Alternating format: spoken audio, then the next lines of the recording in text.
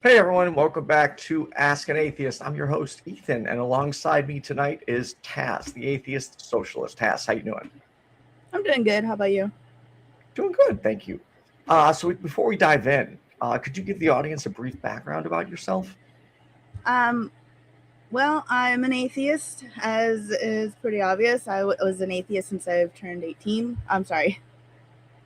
I've been an atheist since I was 13 years old. Oh wow. Um, and I've been a socialist since about 2018. Uh, that's back when I started getting really into leftism again, because I went Okay. right and then I went left when I was younger, right for a while, and I'm back on the left again. So that's pretty much my journey in politics. Well, I hope you Some, don't go right again. I'm not going to. Okay, good. Were you raised in a religious household? Not particularly, no. I mean, my mom was baptized, but she didn't really raise me with God or the Okay. Bible or anything. Okay. I was taught about God, but it was basically my idea to go to church. And when I stopped wanting to go to church, my family stopped going to church. Oh, cool. So it's really simple. No Yeah, pressure. no pressure. Um, and what led to you becoming an atheist? I just thought about it a lot. I got hit by a truck when I was 11, and I think that kind of like I was like, how could something like this happen to me? I'm just a kid. Oh my So God. like I got really depressed after that, and then that kind of like just fell into place. By the time I was about 13 years old, I stopped believing in God, just as a general rule.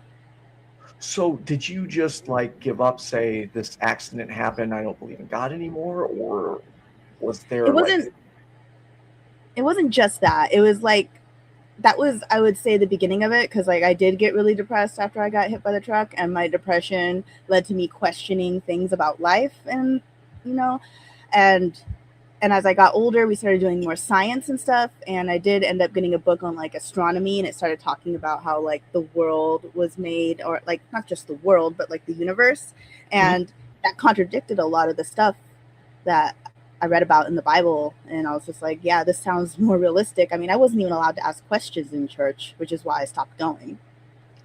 That's usually the case with most churches. They don't like questions. I love questions. They're my favorite. Same. Did you read the entire Bible, just bits and pieces? I think I read most of it. I never finished it, but I did read a lot of it when I was younger. To be honest, I don't remember too much about it because I was really young. I think I stopped reading it when I was about 10 or 11 years old. Okay. Not for any reason, I just stopped reading it. Oh, okay. Yeah. So yeah, it seemed like you didn't have like any religious trauma or issues from going from, a belief to no longer believing, or was it a Not for, difficult emotional like problem? not from my immediate family. I did have problems with my extended family when they found out I was bisexual. They got mad Okay. at me for that. Oh, And then I had a cousin who was basically giving me a really hard time one day, like at a funeral, and I snapped back and I got in trouble for it. They're like, well, you shouldn't have done that. You shouldn't have said that because she's questioning herself now. And I'm just like, well, it's not my fault, because I was like, she was making fun of me for being bisexual and liking that's gay terrible. icons. Yeah. Because I was like, because we were listening to music, and I wanted to play like Lady Gaga and Adam Lambert and stuff. And they're like, why would you play them? They're gay. And I'm like, so what? There's nothing wrong Seriously? with being gay. It was, yeah, it was insane.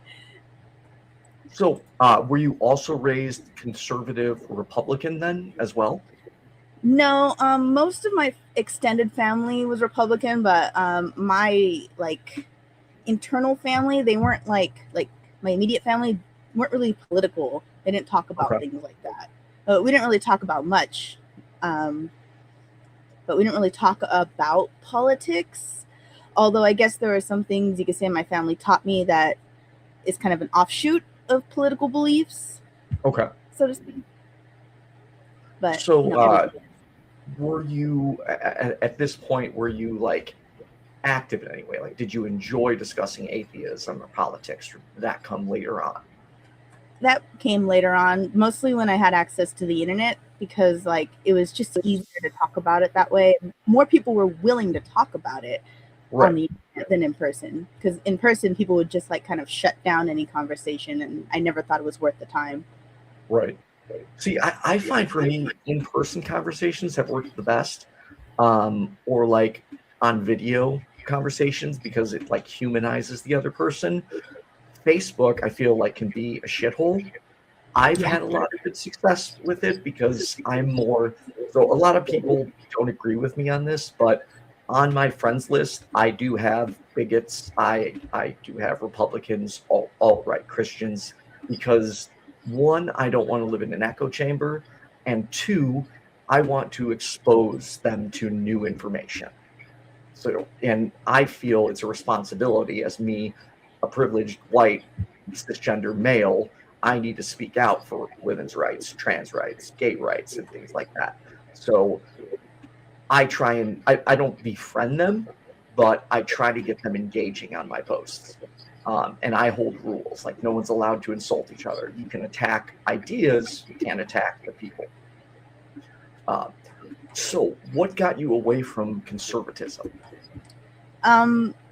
The main thing was, I was like, I think 2018 or 2019, I'm not exactly sure what year it was, but I was like in college.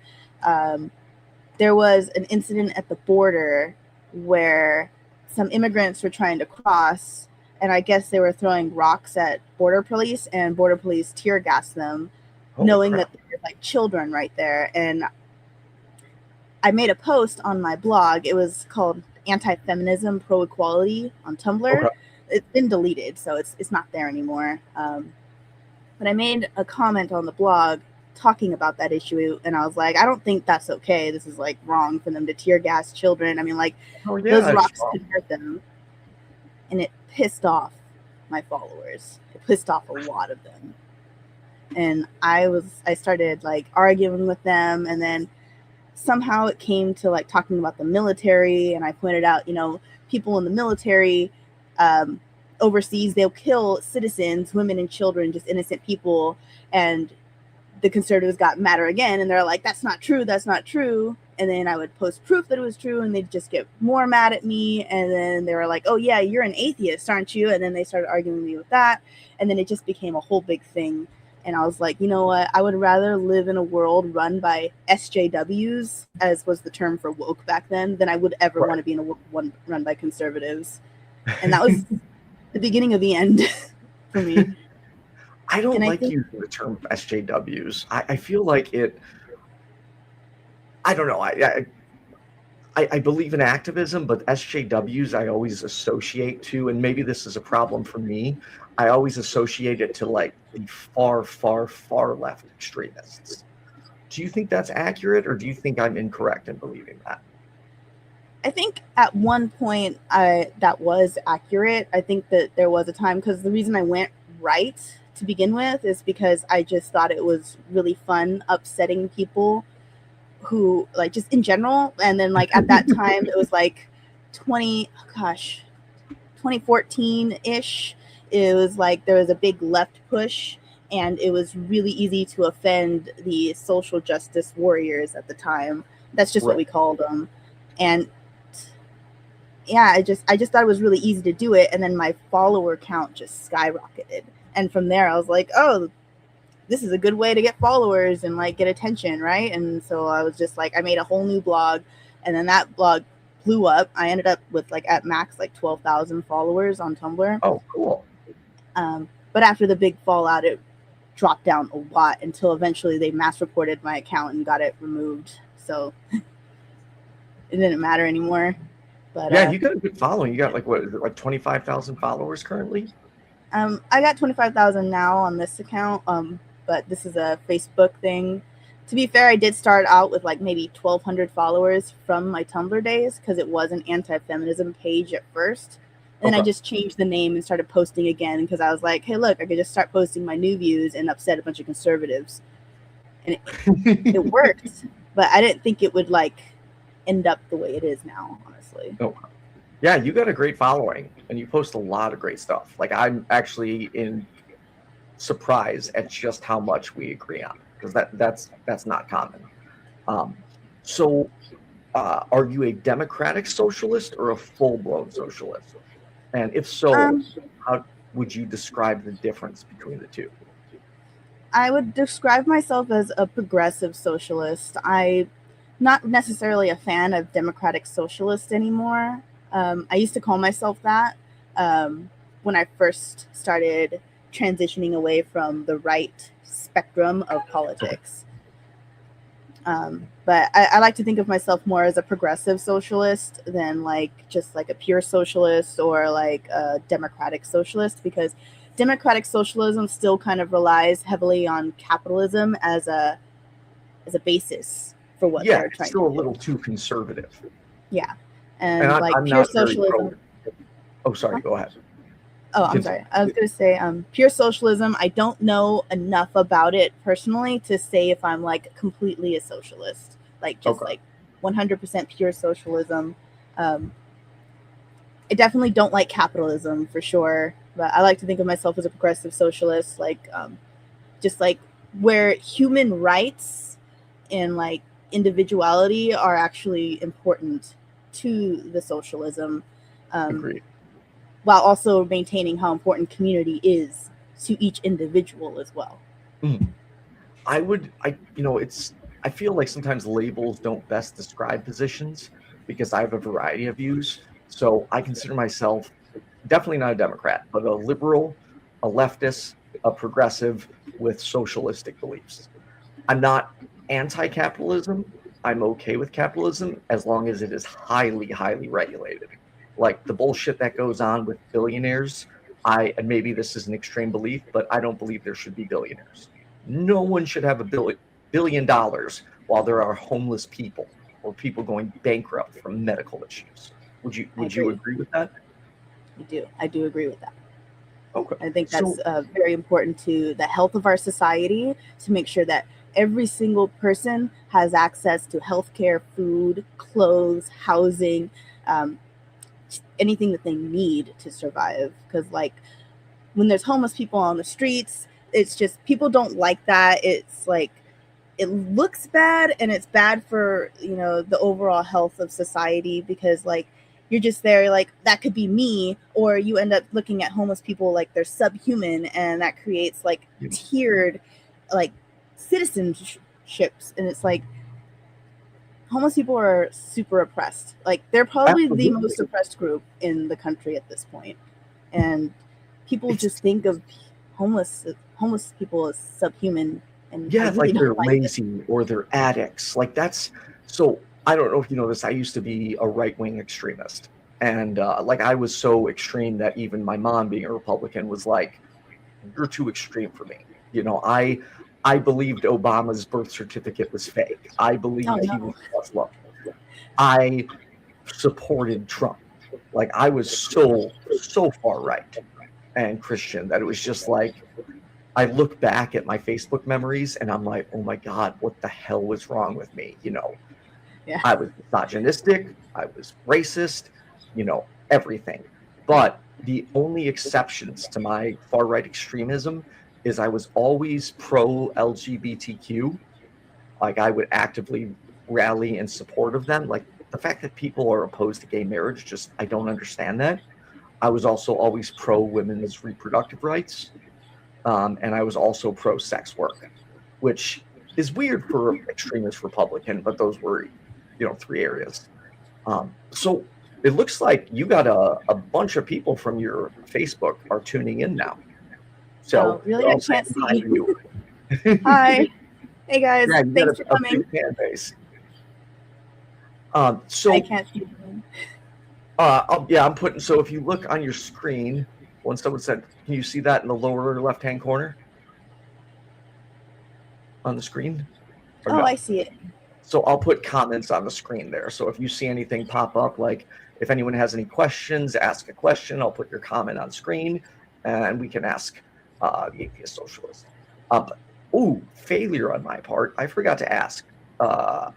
What are your pronouns? Oh, she, her. Okay, cool, awesome. So, what motivates you to be an activist? Why is it important to you? Mostly, I like to argue with people. That's the main driving force behind me. I'm not even gonna lie. I love to argue with people. I like to debate, and you know, being able to argue with people about things that matter to me is probably my favorite thing to do. That's just I like to argue on bullshit about stupid stuff. I'll argue about video games or anime or whatnot, but like arguing in favor of what I believe in, that's always like the most passionate I am about everything. And I've done it since I was a little kid too. Like I I have a strong sense of justice, and I think that comes with autism, you know. But are you diagnosed autistic? I was tested for autism when I was 4 years old, but they ended up diagnosing me with ADHD. But Okay. I got older and I realized that autism just fits my experience like almost perfectly. It explains so much about what was wrong with me when I was a kid. Wrong Right. with me. Well, there's nothing wrong with you for being autistic, but I get that. I have not been officially diagnosed. My psychiatrist, therapist, and people around me believe I'm on the spectrum, but I won't say I am because I don't have a diagnosis. I do have severe ADHD, unmedicated, because any ADHD medication turns me into a crackhead. Like I just get jittery, so not fun. How does your ADHD negatively affect you? And how does it positively help you? Well, it's very easy for me to forget about things, like letting my phone die earlier. So that made me late to this. So I'm late a lot of the time. But I guess it just depends on who's in charge at the moment, because sometimes my ADHD makes me late, and sometimes my autism's like, I'm ready an hour before I need to be ready. I think my ADHD helps me with like, I think one of the positives is like the creativity and my ability to be interested in like a variety of things that don't necessarily fit my niche. Like I'm goth, but you would never expect me to like Sabrina Carpenter, because goths don't like Sabrina Carpenter, but I love Sabrina Carpenter and I love show tunes, and I also like Ghost a little bit and Voltaire and fucking forgot what it was called, pirate metal, shit like that. So it's just, and I like that I have a varied sense of taste, and I'm not just kind of restricted to a particular niche that people might expect me to stay in. okay. And regarding the autism, like what are some examples of symptoms of your autism? Autism makes it really hard for me to connect with people. So these days I just don't try to connect with people because I feel rejected in almost every new situation. Like every new person I meet, I immediately feel rejected. And I can't shake off that feeling when it's been pretty much rejection after rejection my whole life. I totally feel you on that. I've been welcomed into the atheist YouTube community, and I've worked with like all my favorite YouTubers, the biggest ones, but I still like these people are so fucking smart. And I feel like just this average jackass, and I'm like, so I don't feel like I belong. I have imposter syndrome in the atheist community. So when you argue with people, are you more aggressive? Do you ask questions? Do you challenge them, or do you just go full force? Sometimes it depends on my mood, really. I would say that most of the time I'm pretty aggressive if I'm certain I know that what someone's saying is like excessively bigoted, or I'll get aggressive with someone if I've had the same argument with them multiple times and we're just going through the same motions, and I'm like, hey, I'm sick of having this exact same argument with you time after time after time and after time. I'll get really annoyed. But if it's like someone that I know and they're saying something that kind of seems a little off, and I'm like, hey, what are you saying here, because this doesn't seem right. And that happened to me, that happened recently, where someone was confused about what someone else was saying regarding like some anime stuff that should be illegal, and he accidentally agreed with the guy who is in favor of the illegal anime stuff. Can you expand on that if you're comfortable talking about what you mean by the anime stuff?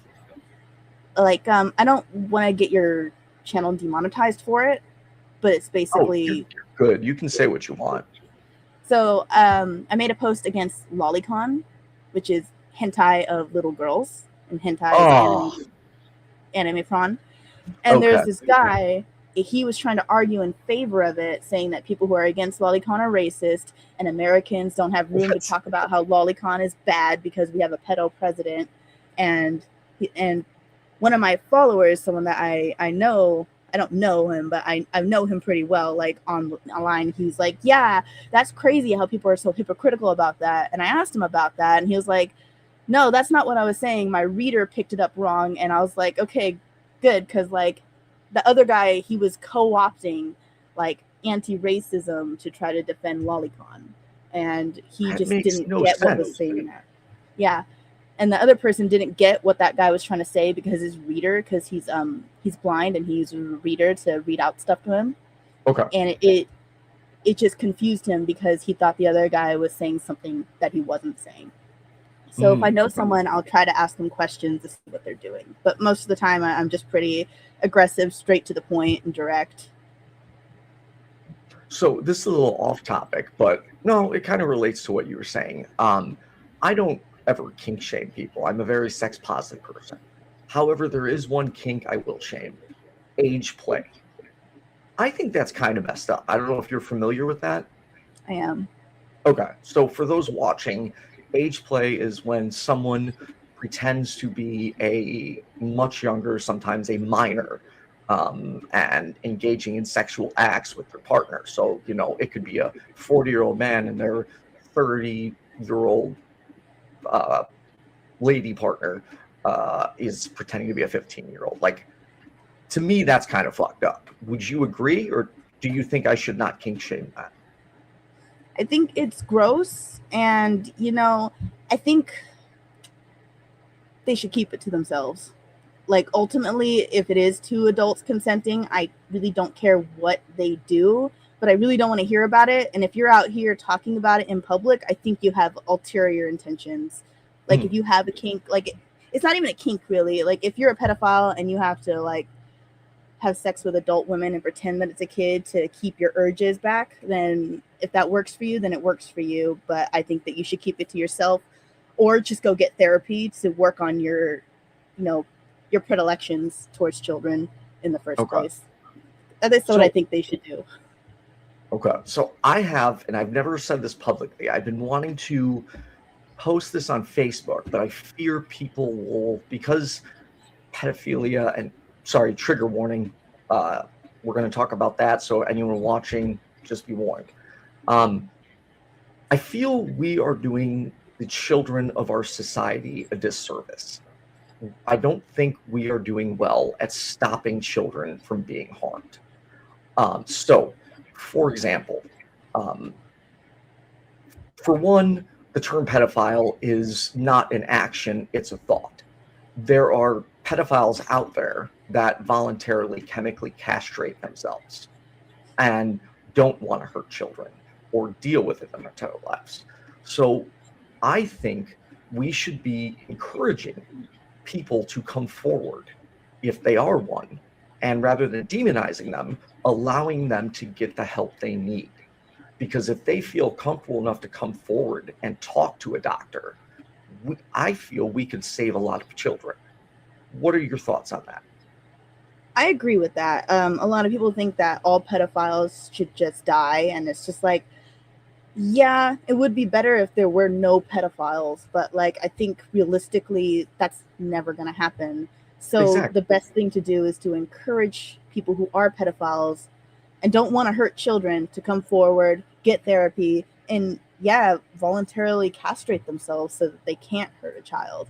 Right. I'm also kind of on the fence as to whether or not offending pedophiles should be castrated, only because, like, chemically or physically? Either way, honestly. I'm on the fence about that because, like, sometimes false accusations do happen, and it would be kind of fucked up to do that to someone who actually didn't harm a child.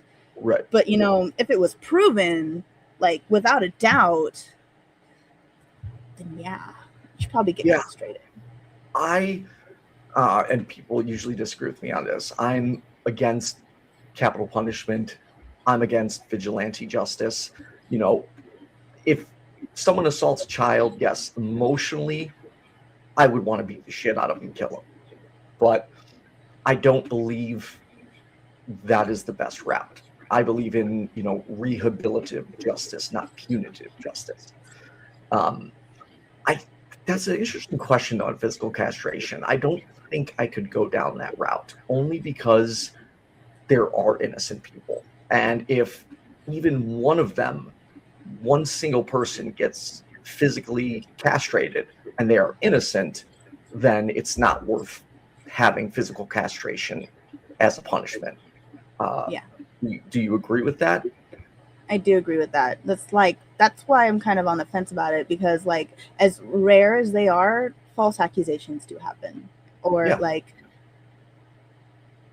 incorrect accusations, like the wrong person is accused of it, or like it was like someone else but they thought it was the other person because their memory was shot or something like that. It's like, it's rare, but it can happen, and like I do worry about people who are innocent.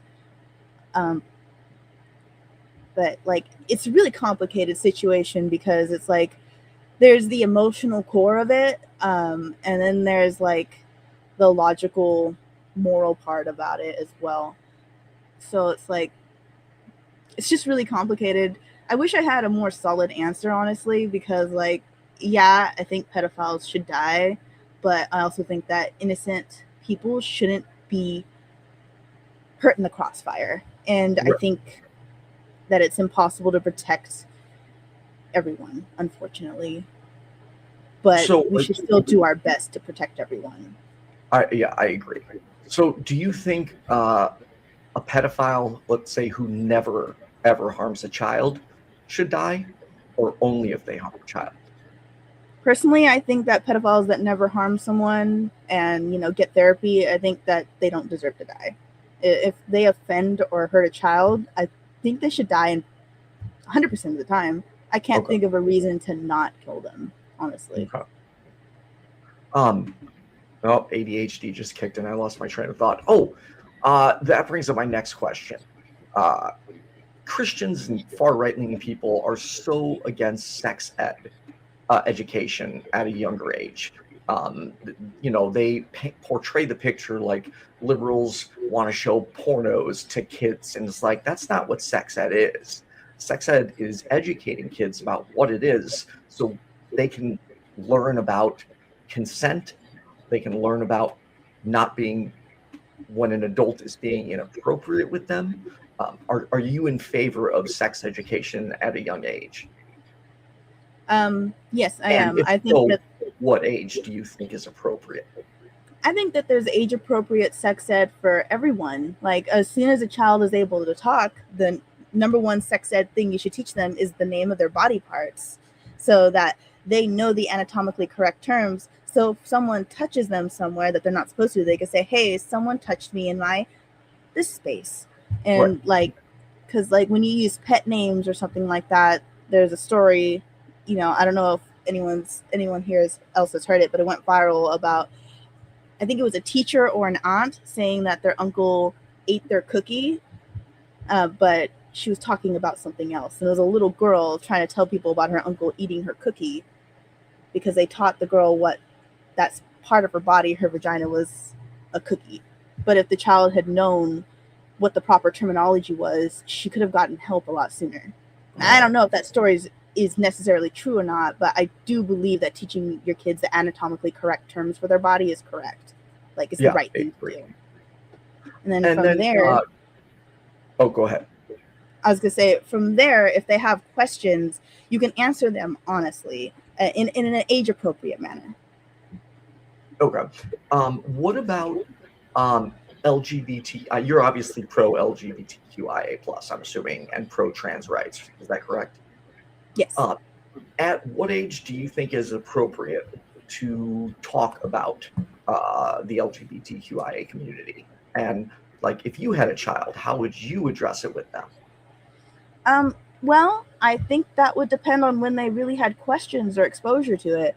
Like if they've got a gay uncle and a gay uncle comes to visit, like, and he brings his boyfriend, you could say, oh, this is Uncle Tony and his boyfriend Mark. You know, it's just that simple. And It you know, really if they have more questions about it, the parents can answer them honestly in an age appropriate manner.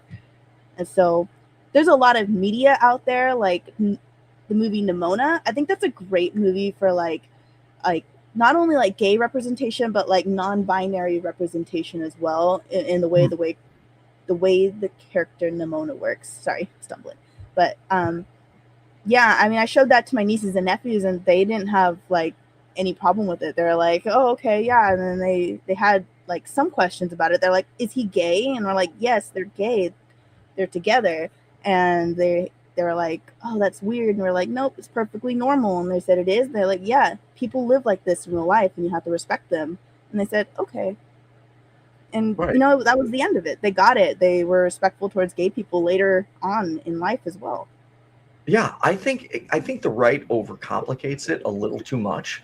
They automatically assume like, oh, I can't tell my children about someone's gay because they don't need to know about sex. It's like, why are you sexualizing a gay couple but not sexualizing a straight couple? Like, it's simple. Hey, sometimes a man loves a woman, sometimes a man loves a man, and sometimes a woman loves a woman. Like, to me, that's the most simple way to explain it to a child. There's nothing sexual about it. Yeah, exactly. I mean, kids can watch Disney movies with straight couples in it all day long, and it's not a problem. Nobody thinks it's sexual. But Right. like, if you put like two guys together or two girls together or whatnot, people automatically think it's sexual. And for some of them, it's because they have sexual feelings behind homosexuality that they're not ready to express. And so that's all they can see when they see like a gay couple is the sexual part, because they have a blockage in their brain from being like repressed in that department. Yeah. I know a lot of right-leaning people close to me that are, you know, very opposed to the LGBTQIA community. And I just hope I don't distance myself from them. I am a fan of the long-term game and planting little nuggets in their brain in hopes that like eventually they'll come around.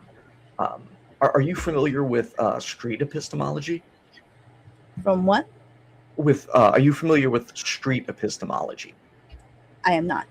Oh, have you ever heard the term epistemology? I have not. Okay, that's okay.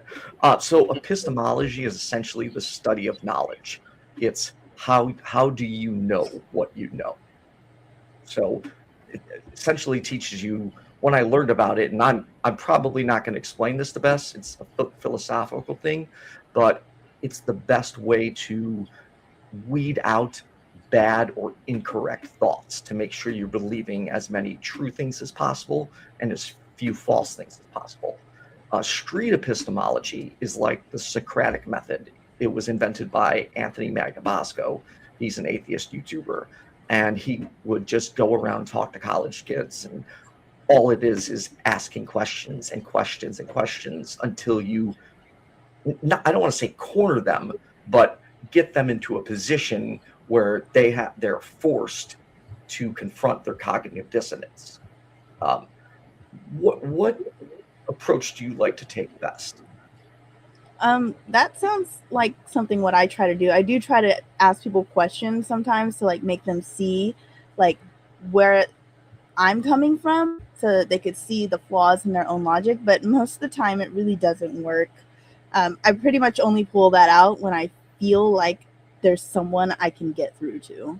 Ask them questions like, oh, you believe this? Well, why? And then most of the time I won't really get a straight answer.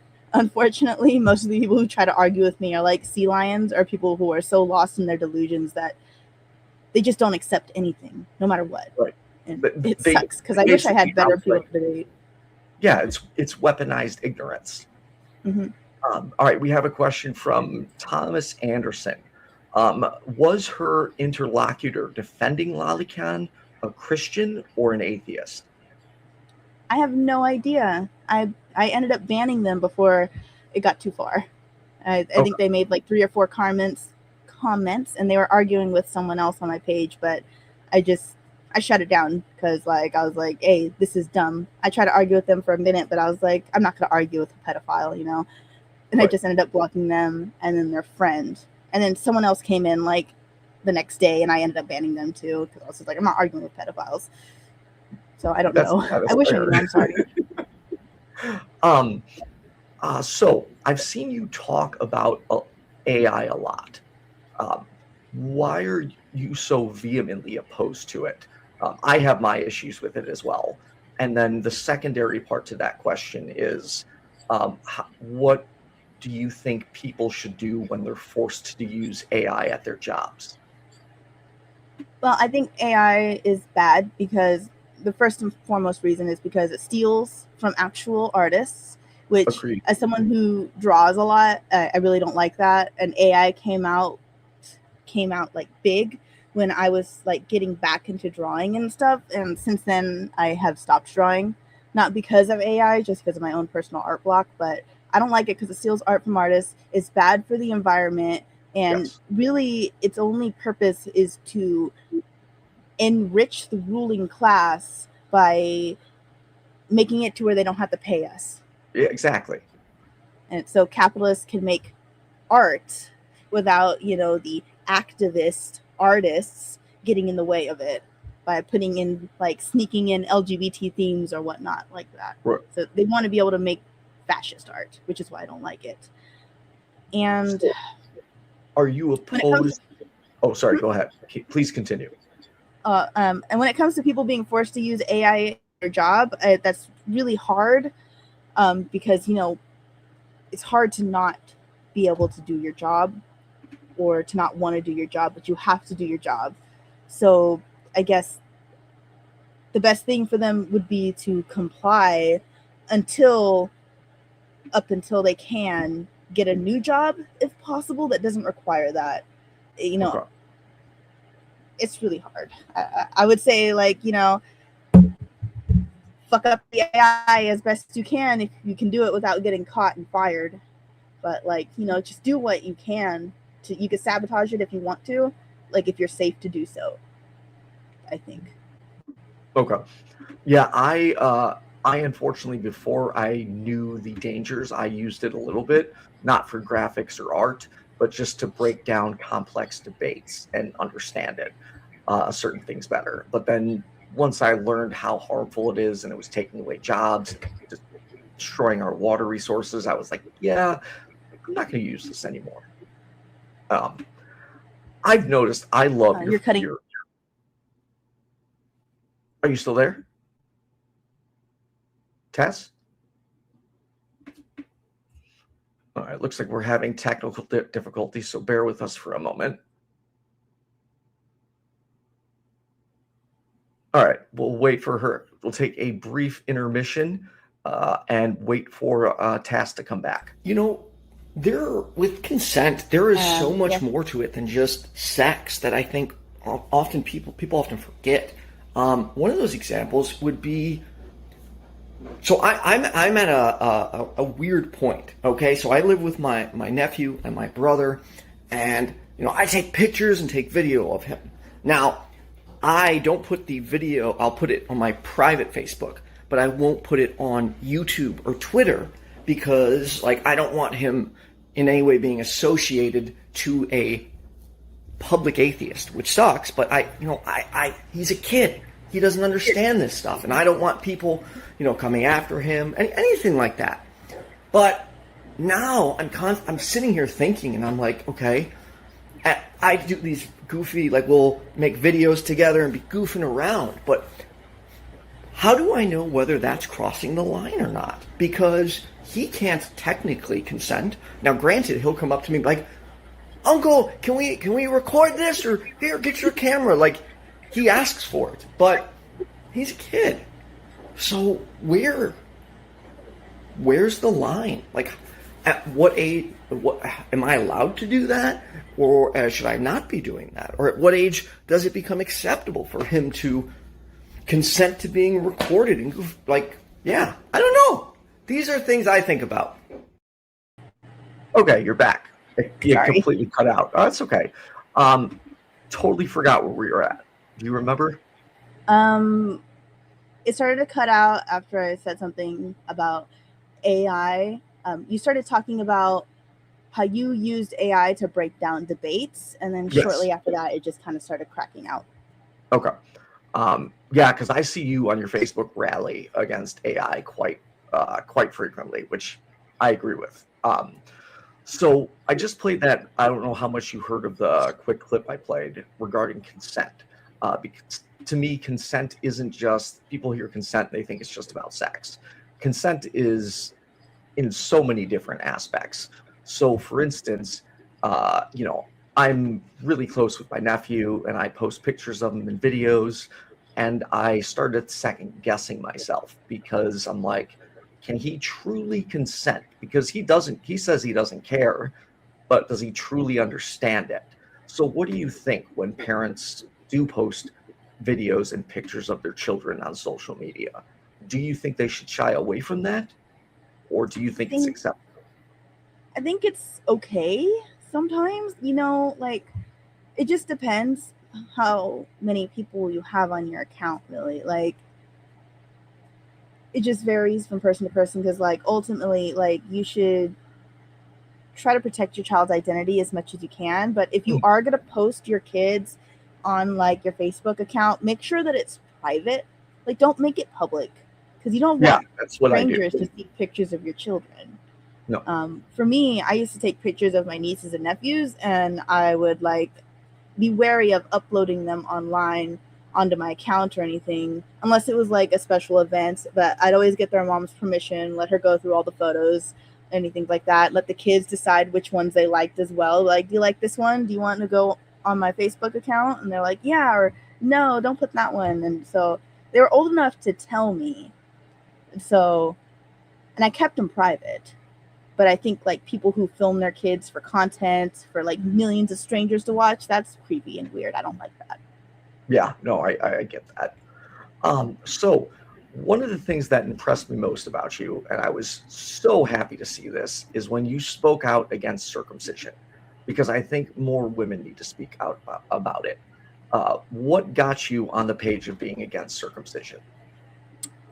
Honestly, the first time I heard about it, I was like 9 years old. My brother had just been born, and my family got him circumcised. And I heard about it, and I was like, that's barbaric. That's gross.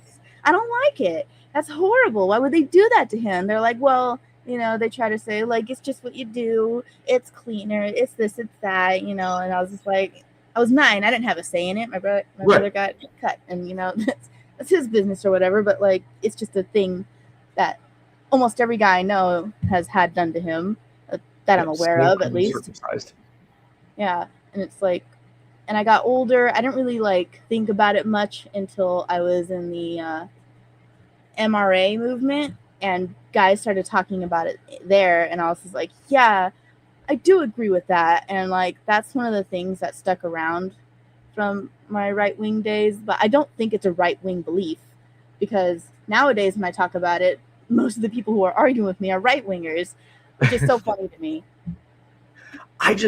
The more I learn, I don't understand how people can support circumcision, because one, although it's not high, some children actually die from it.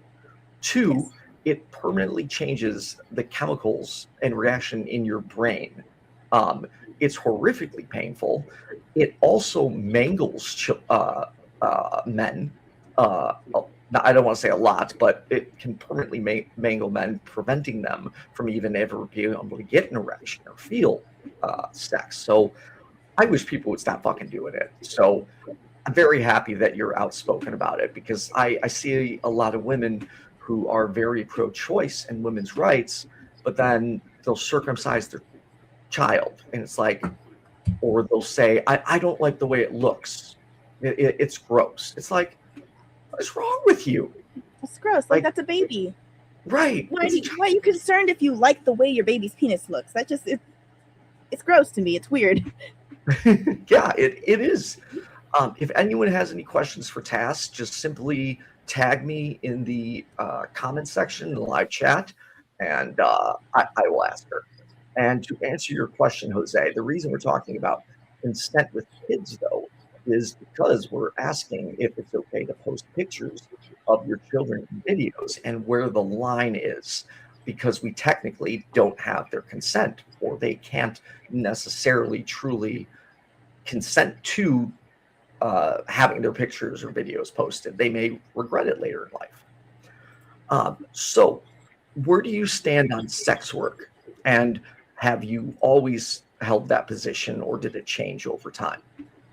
I'm pro sex work. I would say I've never been anti sex work. This is kind of hard to explain. I've known what a prostitute was since I was quite small. Oh, and okay. I've known people who were prostitutes, sex workers, since I was quite small. Oh, okay. And people around me would make comments about them being sex workers. And I didn't quite understand it at the time, but I got old enough to ask, like, what's a prostitute? And someone explained it to me, and it's just like, oh, okay. I mean, I don't think it's bad. And they're like, you'll think it's bad when you see how badly it ruins society, or how badly it ruins their bodies. And I think that was them trying to, like, convince me not to be a sex worker, but I'm like 7 years old. I'm not going to be a sex worker, guys. I was just like, I don't think like that makes her a bad person, you know? Right. And I've never thought like porn stars or anything were like bad people. And I'm like, oh, that's just a person doing their job. Like, people want porn, people make porn, but then people who want porn attack the people who make the porn. But why? It doesn't make any sense to me. I've never been anti-sex work. I would say for the most of my life, I've been neutral to sex work, but recently I've become pro-sex work, as in I want to protect sex workers' rights and to legalize sex work to make it safer. Yes, that's what I want to hear. So for those that don't know, in areas where sex work is legalized, assaults and rapes of women go down, violence against women goes down, STD rates go down, pregnancies go down, abortion rates go down, and women are protected because they will be in a safe environment. So, and not only that, for those that don't know, it tremendously is beneficial to men's mental health. I, for one, have not personal experience, but I learned about it at a younger age because someone close to me didn't know how to attract women and didn't know how to talk to them or meet them. And he went almost a decade without ever even going on a date. And he got to the point where he needed something. So he hired an escort. And it was like a night and day difference in his mental health. And from there on out, every 6 months, he would, hire an escort. And it helps people. A lot of people need sex. I mean, it can be lonely, very lonely. So yeah, I think it's very beneficial. Are you on the complete same page as me? Yeah, I pretty much agree with you. I think that sex work has a benefit to society. It gives people an outlet. It creates a safe space for them to explore things that maybe they wouldn't necessarily be comfortable exploring with a partner. If they don't have a partner yet, or right. If they have a partner and their partner consents to them having a sex worker or something like that. I don't advocate cheating, but I am a fan of poly and open relationships, so I think those are cool too. But I just think that are you open poly or are you monogamous? I'm poly. Oh, cool. Yeah. I'm ethical non-monogamous. My girlfriend and I are swingers, but we're not poly. For those that don't know, poly is having multiple romantic partners. Swinging is just, you have friendships and sexual encounters with other people. But my girlfriend and I, both of us don't want to have another partner. It's just romantically, it's just us. Yeah, that's fair. I think I can handle more than one romantic relationship personally, even though I haven't had more than one romantic relationship at a time. Oh, okay. So what got you into poly? Like, how did you? Because I don't want to assume, but I would assume you were monogamous growing up. Mhm. Okay, so how did you end up getting over to being poly? An ex-partner wanted to try it, but he didn't want me to date anyone. Oh, so he wanted to be able to, but he didn't want you to be able to. Yeah, it's complicated. I don't want to get into it, but essentially, That's fine. I asked if I could start, and he said, no, I want to close it. And I was like, okay, then let's close it. And because I was allowed to talk to girls over text, but it was a problem when I wanted to meet up with them, or when I was like, hey, why can't I talk to guys as well? And Right. it was just a pretty toxic environment to be in. But he wanted to close it, but then he ended up not closing it on his end. Okay. So, but I realized like I didn't mind polyamory, even though I was burned by it. Okay. Yeah, a similar situation. To answer your question, RH, how do you ask a question? Simply on YouTube, tag me YFN Atheist, ask your question, and I will get it addressed as soon as possible. So when my girlfriend and I first started being swingers, I was like, okay, you can sleep with other women, I can sleep with other women, but I don't want you sleeping with other men. I was completely wrong. It took me about 3 months, and then I was like, what the fuck is wrong with me? I'm like, this isn't right. Like, why is it okay for me and not her? That's so shitty. So, I eventually said, hey, it's okay. It was really difficult at first. I was so insecure and intimidated. But now I don't give a fuck. I trust her judgment, and I don't care. She wants to have fun. Good. I am a big fan of compersion, so I want her to enjoy herself and experience more things. Yeah. I mean, like, personally, like, there's nothing wrong with it, as long as everyone's practicing safe sex and all that. Yes. That's the most important thing. Like, that's my number one rule. If I have like a main partner and they want to sleep with someone else, or if I want to sleep with someone else, it's agreed upon, wear a condom. Even if you and I don't wear condoms together, you should wear condoms with other people. Absolutely. Yeah, that's exactly how Jess and I are. We don't use condoms with each other, but anyone else, we have a very strict, condom rule. Oh, which reminds me, that was the question I had for you earlier. And there's a couple questions in the comments. I'll get to you shortly. And you seem to have actually brought in several Christian trolls in the comment section. Probably. Yeah. So what are your thoughts on getting young women vaccinated against HPV at a young age? Are you in support of that or opposed to that? I think it's a good thing. I think that the vaccine situation is really complicated because, like, I don't necessarily think that people should be legally forced, under threat of like jail to get vaccinations, but I think that people should get their vaccinations. And like, yes, I agree. A young girl can get raped and get HPV or anything like that. It was just like any kind of disease they should get, vaccinated against as soon as it's healthy for them to. Okay, let's get to one of the questions. I'm curious, where do you get your moral code from, since from the atheist worldview, it is all just an opinion? So I'll address this and then I'll let you address this. One, atheism has nothing to do with morals. Atheism is only one thing: the lack of belief in a god or gods. Morals are something completely separate, which has nothing to do with atheism. And it's not just an opinion. How would you address that? I would get my moral code from my experiences with people, of knowing what feels right and what feels wrong, knowing about how my actions affect other people, and knowing how other people's actions affect me. So it's basically just the golden rule: treat others how you want to be treated. unless they've treated you bad, then treat them bad. Right. So would you agree that morality and ethics are subjective, or do you think they are objective? They're subjective. There is nothing.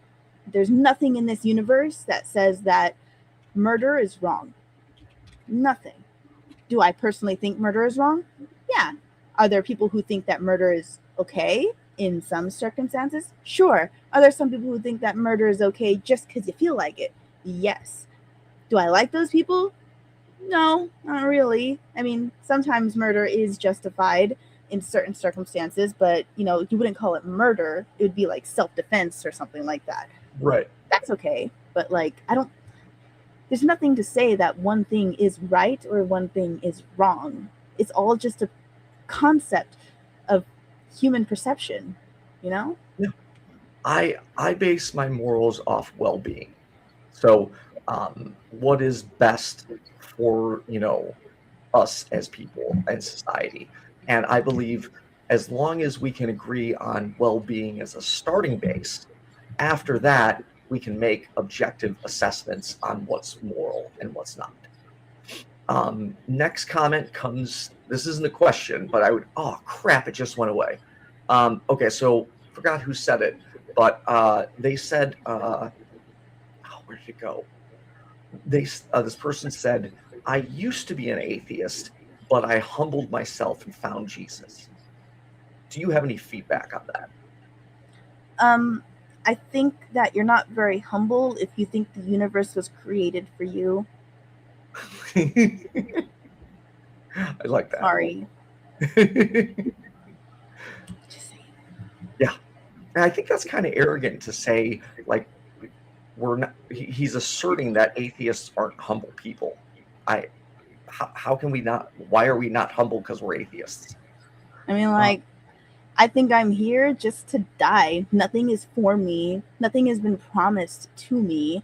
Like, I'm here to live, experience, and die. And not because anything made me to do that, but just because I happen to exist. I've decided that my experience is here to see, experience, and die. That's just what it is. Because, right. There's no deeper meaning to it all. And unless you can prove there is one, I'm not going to take it seriously.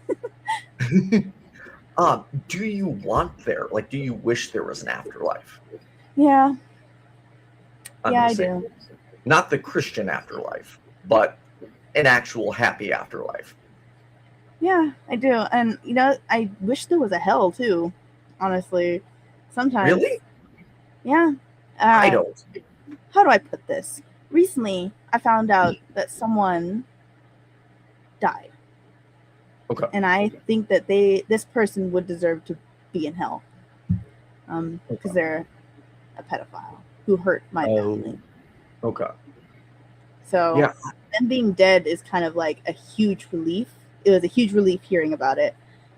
And my family and I were talking about it, like, well, we know where he's going. And I was like, straight down. And I said that. We're all atheists here. But we still said it because it's nice to think about that person suffering for what he did. Right.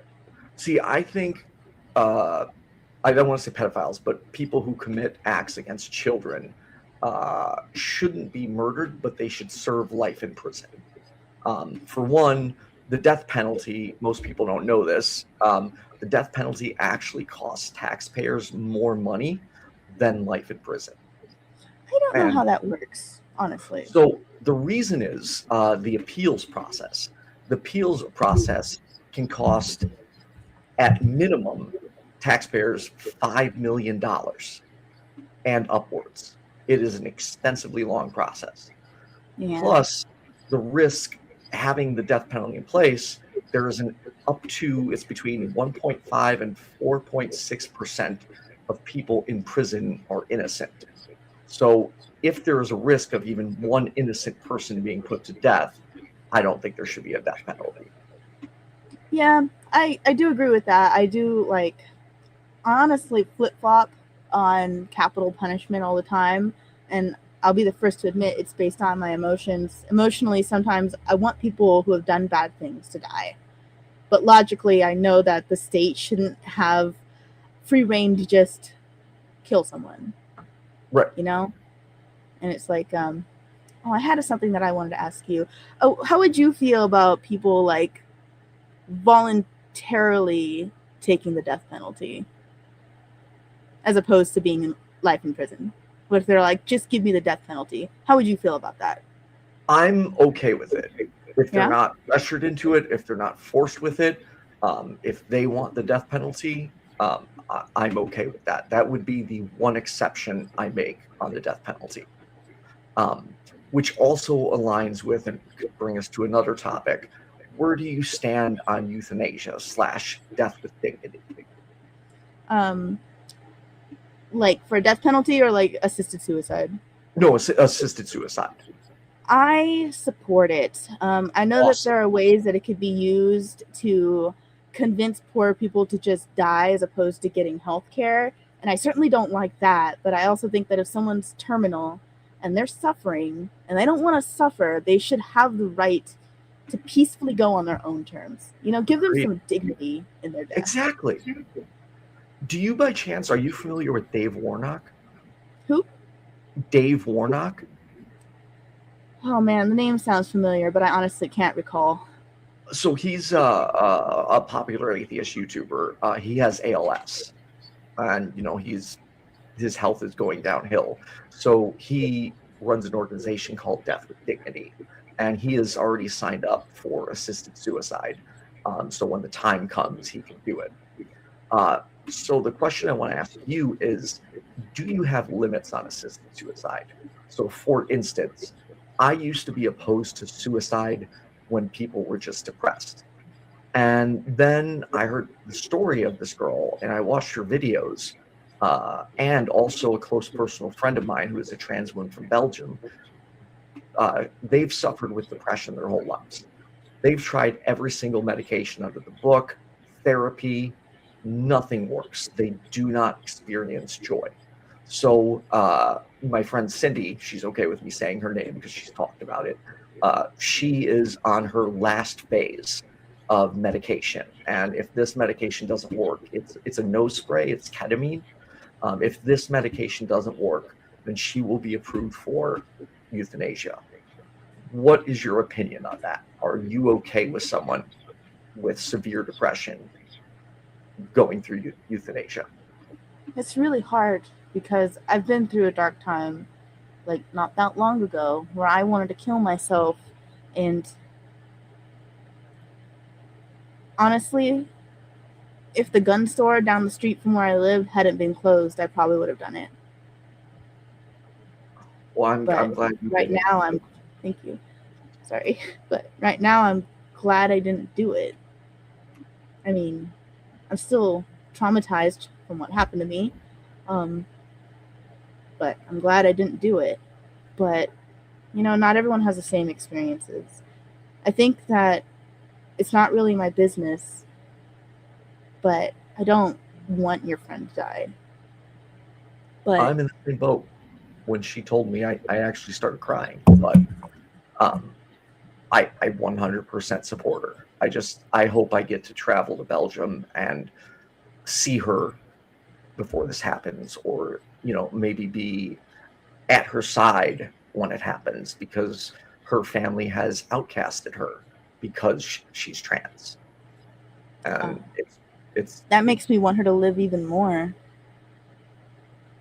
Because like my thing is, like, if people really want to kill themselves, then they're gonna do it, and I think it would be better to let them die with dignity than have them kill themselves and traumatize their family by finding them, But she doesn't have a family to find her, but I know she has people who love her. Yeah, I mean, I love her to death. She's also a Patreon on my channel, longtime supporter. She is an amazing person. She was one of the first people that reached out to me when I got started and educated me on, the science behind trans and how it is consistent and real. And, people who deny people being trans or say, oh, it's only male and female, are just outright denying science. And for those that don't know, it's not just XX and XY. There is XXY, XYY. There are more than just two sexes. This is an undeniable fact. And then gender is there. I don't even know how many genders there is, but it is a social construct. So let's get to questions. I got one from Philip. What are your guys' views on consciousness, quality? Oh, that's a lot of questions. Intentionality, phenomenal transparency. Okay, that's a lot. So I don't even know how to address this. For one, I don't know what qualia is. I don't know what qualia is either. I can Google it. Yeah. Let me Google it real quick. What is while I Google that and look into it real quick, what is your opinion, views on consciousness? I know that objectively science has not determined a source for consciousness. I have a personal belief that it's just the result of chemical reactions in your brain. I agree. Okay, so qualia refers to the subjective, individual, raw feels of conscious experience, what it actually feels like to perceive or undergo something. The term is central to philosophy of the mind and cognitive science. Okay, so I guess, Philip, you would need to clarify a bit more because this is, that's a lot of questions. So I can't really answer that. So if you could be more specific on what you want to ask, then we can address it. Titan Uranus says, I am unfamiliar with the guest and my eyes are too bad to read the name on the screen. Who is she, please? Well, I highly suggest following her. I found her on Facebook. She goes by the name The Atheist Socialist. Ooh, I got to put your Facebook in the description of the video. She goes by The Atheist Socialist, and she is a heavy activist. You don't have a YouTube channel, do you? I do. It's just the one that I'm using now. Chaos and Rush. It's not like a political channel. It's just like games and art. Oh, okay. Do you like stream on Twitch too? Yeah, not all the time though. I'm kind of lazy about it. Okay, so I have everything you post, 99% of everything I have completely agreed with. And that's rare. Like I absolutely, love the fight you're fighting and love how much you speak out. I do want to challenge you on one thing, and I hope that's okay. No, of course. I'm going to hold your feet to the fire a little bit on this one. Okay. So, correct me if I'm wrong, I believe you made a post, this may not be quoting you verbatim, that you said if someone sends you a dick pic, you're going to send it to their mother. Is that what you said? That was just a joke. Oh, okay. So you wouldn't actually do that. I wouldn't actually do that. I think I would probably, if their mother was public, I'd be like, hey, yo, your son's sending me dick pics, but I wouldn't actually send it to the mom. That's kind of fucked up. Okay, cool. That was my only beef, and I am in agreement. But I absolutely am a fan of contacting family members and saying, this is what your son is doing, because I honestly don't understand it. Like, yeah. I've never had the urge to take a picture of my dick and send it to a woman, ever. Like, that's not even a thought in my mind. And it makes me, what do you think goes through these guys' heads that do that? Like, do you think they're genuinely thinking like, oh, I'm going to send this and this woman's going to want to jump my bones? Like, what do you think goes through their head? So I actually have a lot of experience talking to guys like this because I was in that circle for a while, and a lot of people believe that women are on the internet just to get dick pics. They're on the internet to whore themselves out and to get attention from men, and that they want the dick pics, even if they pretend to be angry about it. They genuinely believe that. And a lot of them, they don't have, they have the mindset to know that you shouldn't admit that you believe that these days. But some of them will still come out of the woodworks and be like, yeah, women want that. They only go on the internet to get attention from men because they're whores or whatever, They believe that. They believe that. Yeah, the misogyny among men and the incel community, it it drives me nuts the way they view women as just objects or second-class citizens. It's and I actually join like misogynistic groups where men are giving men advice and stuff, and because I want to be that asshole that's challenging them on literally everything. At this point I get called a cuck or a sus so much, or simp so much, that to me at this point it's a badge of honor. You know what? Because that means I'm fighting for women's rights. Because I'm so sick of seeing what women go through. You know, men are fucking predators, dude. Like, I just it's sickening. And like how they can.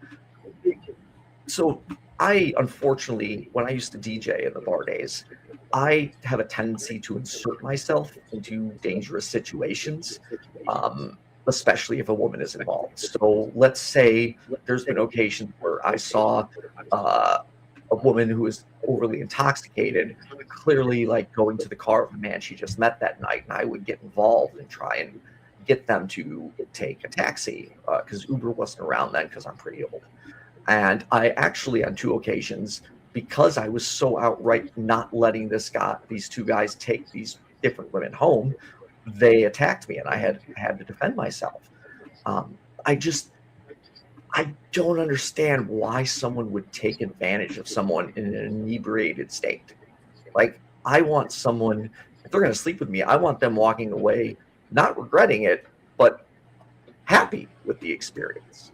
You know, are you on the same page? It comes down to men seeing women as sex objects, really. Right. They see us as subhuman. They see us as there to fulfill their needs. And there are men who are open about that. And they have no shame about how they believe that women are objects for men. Barely sentient. Yeah. And then they'll they love to blame women's clothes, or, you know, blame women for acting like sluts. Oh, it's their fault they got assaulted. It's like, no, you're just a rapist. Yep. So she's not dressed like a slut. You're thinking like a rapist. Exactly. Like, a woman could be walking down the street completely naked. That does not mean she is inviting you to touch her in any way. If you touch her, you are 100% in the wrong. That is not an invitation. And I personally don't settle for anything less than enthusiastic, positive consent. Okay, Philip followed back up. Naive qualia realism is incompatible with physicalism, which is why some people think it's a kind of illusion of some sort. Yeah, I'm sorry, Philip. I don't know where you're going with this. You need to be a lot more clear. I think that he's getting into a philosophical, or I don't know their gender. They're getting into a philosophical discussion that really has no right answer to it, because the truth is, like I said, nobody really knows where consciousness comes from. So you can't really say one way or another whether or not it has anything to do with, like, you know, the chemical reactions or a gift from God, or like whether it can work with physicalism or whatever he said. I don't remember, but yeah, it's a bit complicated. Yeah, I'm not smart enough to have a discussion like that. Let's just leave it at that for now. I'm on the same page. Yeah, this philosophy stuff, I'm not a big fan of philosophy. It's like mental masturbation for me. I do wish I knew it better, because a lot of times when these people talk philosophy, it's like it goes over my head and I feel like an idiot. But what drives me nuts is when people use philosophical arguments to try and prove God's existence. Philosophy cannot prove God's existence. It's nothing more than blanket assertions. Are you familiar with the Kalam cosmological argument for God? The cosmological? The Kalam cosmological argument for God. I've never heard that term before. Okay, so it is. I've picked it apart many times, but it has three points. So everything that begins to exist has a cause. Therefore, the universe began to exist. Therefore, the universe has a cause. Then they'll say the cause is God. The entire thing is very problematic. But Muslim apologists, Christian apologists, they use that argument to insist that a God exists. Yeah, I am familiar with that argument. Oh, you are? That's pretty much the most common argument I hear for the existence of the universe from theists. And it's like, I always ask them, okay, if nothing can come from nothing, something has to come from something, something has to be created from something, then who created God? Where did God come from? And they usually say, well, God always exists. And I'm like, so if God always exists, if you think that a God can always exist, why don't you think that the universe can always just have existed? Right. As well. I never really get a good answer to that. Yeah, the universe could be infinite. It could have always existed. You know, it could, prior to the Big Bang, there could have been another universe. And prior to that universe, there could have been another universe. You know, there could be a multiverse. You know, we don't know. But there is no, and I'm confident in saying this, I'm open to my mind being changed, but there is no evidence to prove a God exists. So I see no reason to believe. Are you on the same page? Have you come across any evidence that would even moderately prove a God exists? Nope. Nothing. And I've asked. I mean, I wanted to believe in it for so long, but there was never any proof. And for me, I believe that there is proof that there is no God. And that proof is that the idea of gods never came from any proof of a God, but from the human brain trying to construct an answer to a question that they had. That's where all gods come from. The idea of gods never came from any actual evidence at all. It came from the human mind. That's how I know for a fact that there's no God. All right, Philip. Monkey Boy, for example, thinks that, I don't know who they're referring to, that the argument from psychophysical harmony, I've never heard of that, is the best argument for God. And it's based on philosophy of the mind. If it's philosophy doesn't provide evidence. Again, it's just an assertion. However, Philip, if you're interested, subscribe to my channel. On July 1st, I have a show called The Perspective. It's a call-in show. You're more than welcome to call in. It'll be me and my co-host, and we can discuss your evidence for God. So it'll be July 1st. So if you want to subscribe, turn on notifications, you're more than welcome to call in. So Tass, do you have any supernatural or paranormal beliefs at all? No.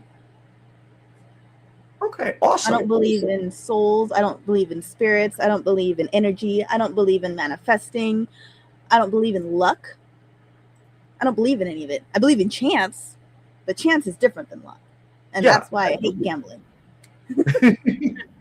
I'm the same. I've gambled a couple times, but I'm like, I have a rule. I like, once I start losing a little bit of money, I'm done. Or if I win a little bit of money, I'm done. Like if I win $50, I'm quitting. Like, cool, I'm $50 richer. I don't know how these people spend hundreds or thousands of dollars on it. It's just, I don't get it. But it is an addiction, and people do need help with it. I also tried gambling once. I turned 18 at a time where it was still legal for 18-year-olds to gamble in the state of California, and my mom liked to gamble, so I thought I would go out and gamble. I tried it once. I won a lot, and then I lost it all, and I was like, I'm done, and I've never gambled again. Good. That's something to stay away from. Someone in the comments, and you do not have to answer this question, wants to know how old you are. 32 this month. Oh, okay. When's your birthday? On the 18th. Ooh, well, happy early birthday. Thank you. I'm much older. Okay, another one from Philip. And again, anyone in the audience, if you have questions, we're going to be wrapping up here in a few minutes. So get your questions out now. Just tag me and I'll put it on screen. Do you think that if people accept moral subjectivism, they will be less compelled to change their moral stance on issues such as veganism? Do you have any thoughts on that, Tess? Yes, because some people won't change their mind unless there's an objective fact to do it. You can't force people to change their mind. They have to want to change their mind. And for some people, they don't want to change their mind unless they're given an objective reason to do so, which Right. I can respect in some terms. Yeah, my mind, like, my ego is not attached to my beliefs. No problem admitting I'm wrong. I do it all the time. I'm always open to learning. But I am a meat eater. However, I will argue in favor of veganism. I think veganism is a morally better position to hold, because they're protecting animals and preventing them from being harmed. You know, the way animals are treated, to me, is absolutely horrible. Are you a meat eater, or are you a vegetarian, vegan? I'm a meat eater. I was a vegetarian for about 9 months in high school, but I couldn't do it, honestly. It was too hard for me. I just, I wanted a chicken sandwich really bad. And there's no like logic behind it. I was just like, I really wanted a chicken sandwich, and that's what it was. But I do think that vegans and vegetarians are better people than me. I do. I 100% agree with you. How do you like your steak cooked, though? Medium well, or medium rare. Dude, now I got beef with you. Medium well? Beef. I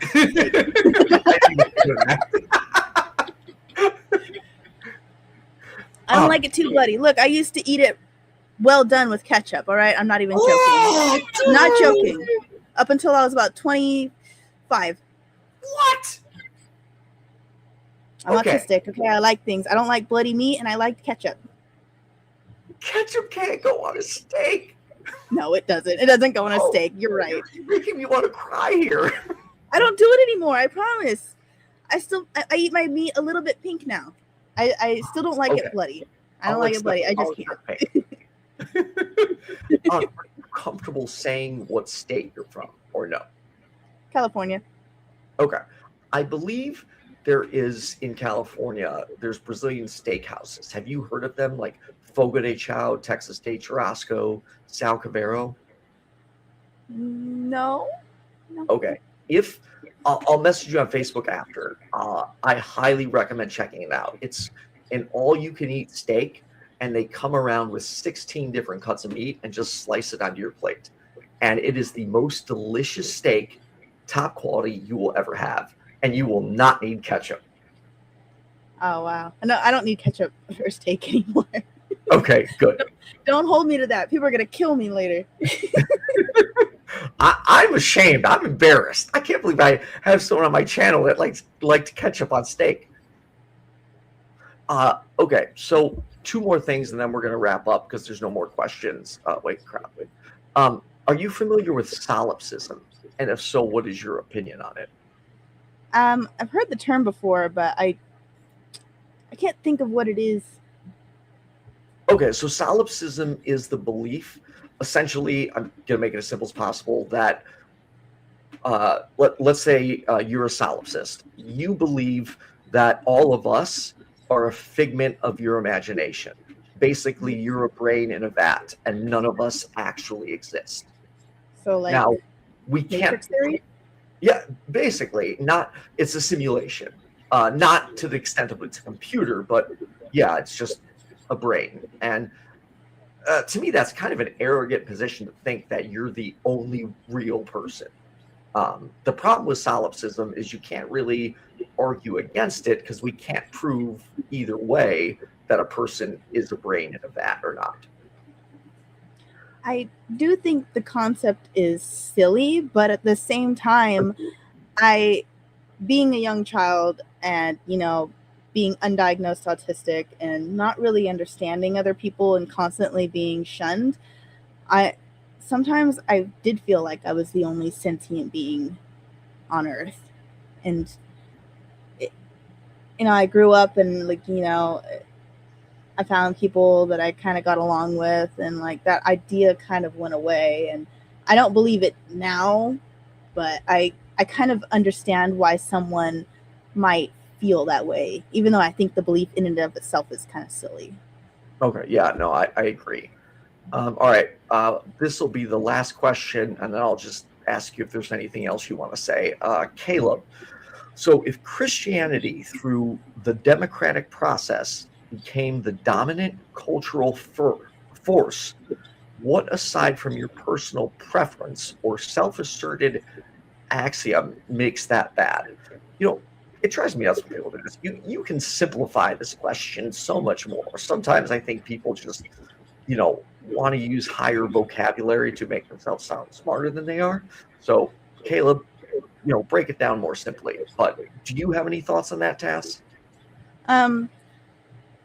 Outside of my personal preference or self-asserted axioms, no, there's nothing saying Christian theology or dominant cultural force is wrong. I mean, I wouldn't like it, but that's because of my personal beliefs about freedom and equality and gender and sexuality and stuff. Like, that's the only reason why I would think it was bad, because I personally believe that a theocracy and authoritarianism is bad.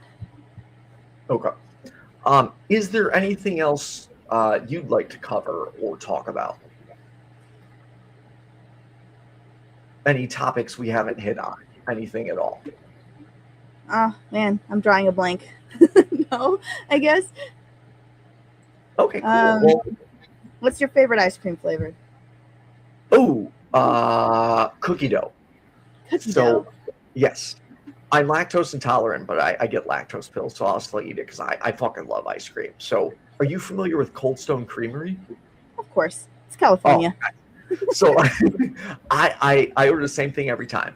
Cookie dough ice cream with apple pie filling with cinnamon and caramel. And it is friggin' heaven. There's a heaven, that's it.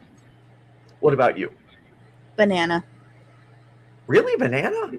Banana ice cream's the best, and it's so hard to find. Yeah, I've actually I don't think I've ever seen banana ice cream before. It's hard to find. You usually get it in like shops that make smoothies and stuff.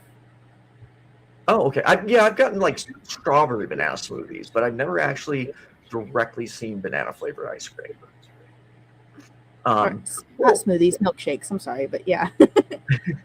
So I'm going to add, right when we end this, I'm going to add your Facebook link to the description of the video. That's okay with you, right? Yeah, that's cool.